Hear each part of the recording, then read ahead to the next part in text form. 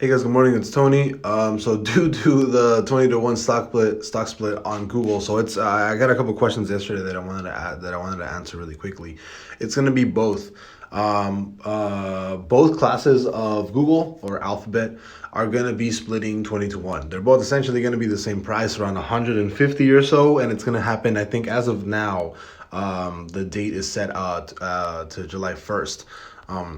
The crazy part is, man, this thing ran up insane. It's already back at November highs, right? Look at that. The high of November 18th was 3,014. You essentially ran all of the, well, not this. It was actually just, yesterday that you ran like $500. But it is insane to think that a 20 to 1 split on Google would take it back to all time. It's gonna break it for sure, 100%. It's gonna break these all time highs of November 18th. You might see a small pullback, very small.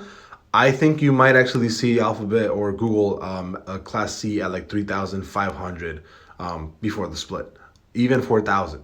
There's a high chance that that might happen, and if that happens, that might also push the S&P 500 to highs. And if Google is running, more than likely you're going to see other tech start running as well. You're going to see Netflix, Apple, Microsoft. This news is probably going to push other big tech to run as well.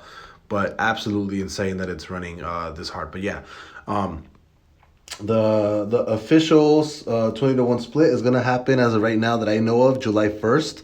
It's happening to both classes.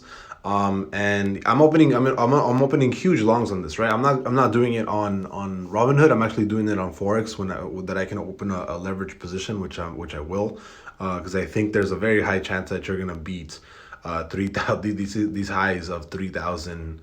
What is it? 14. Let me see.